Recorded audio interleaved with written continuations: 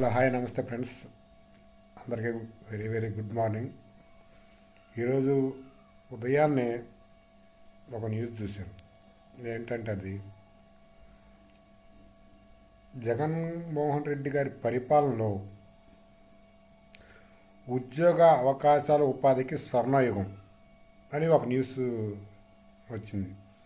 ఇది వైసీపీ నుంచి వచ్చిందా అని నేను చూస్తే అది తీరా నీతి ఆయోగ్ నివేదిక వెల్లడించింది. జగన్ గారి పరిపాలన ఉద్యోగాలకు స్వర్ణయుగం అని.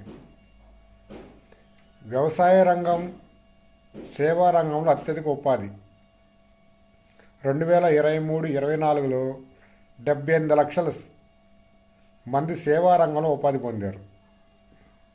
హోల్సేల్ రిటైల్ వ్యాపార రంగంలో 31.4% ఉపాధి.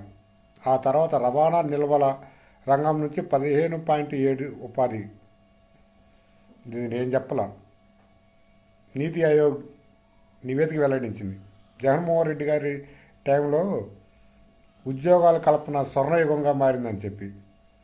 మరి నేను చంద్రబాబు నాయుడు గారిని ఒకటే అడుగుతున్నా, మేము సంపద సృష్టిస్తాను, ఉద్యోగాలు ఇస్తాను ఈ రాష్ట్ర ప్రజలకి అని చెప్పిన మీరు ఎన్ని ఉద్యోగాలు ఇచ్చారు? ఇప్పటికి మాటలుగా చేతలు చూపిండి. జగన్మోహన్ రెడ్డి గారు ఏ రోజు కూడా చెప్పలా, చెప్పుకోవటం చేతగాల, పని చేసి కూడా. జగన్మోహన్ రెడ్డి గారికి మీరు పని చేయకపోయినా కూడా పబ్లిసిటీ మాత్రం పీక్లో వెళ్ళిపోతుంది.